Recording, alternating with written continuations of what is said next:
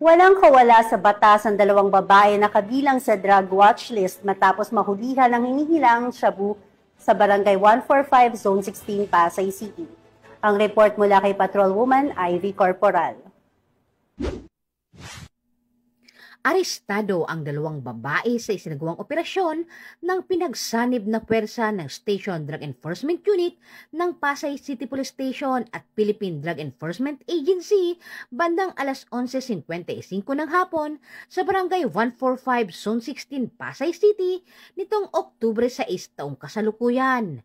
Kinilala ang mga sospek na sina alias Tol, 36 anyos, at alias Trudis, 27 anyos, at parehong mga residente ng Pasay City.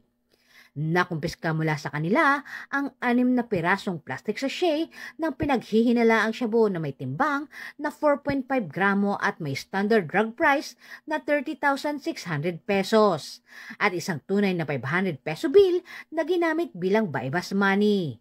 Ang mga naarestong sospek ay dinala sa Station Drug Enforcement Unit para sa wastong dokumentasyon at ang mga nakumpiskang ebidensya ay isinumiti sa Southern Police District Forensic Unit para sa laboratory examination. Si alias Tol at alias Trudis ay nahaharap sa kasong paglabag sa Republic Act 9165 o mas kilala bilang Comprehensive Dangerous Drug Act of 2002. Mula dito sa Camp Bagong Diwa, Bicutan, Taguig City, ako po ang inyong PNN correspondent, Patrolwoman Ivy Corporal, alagad ng batas, tagataguyod ng Balitang Pulis.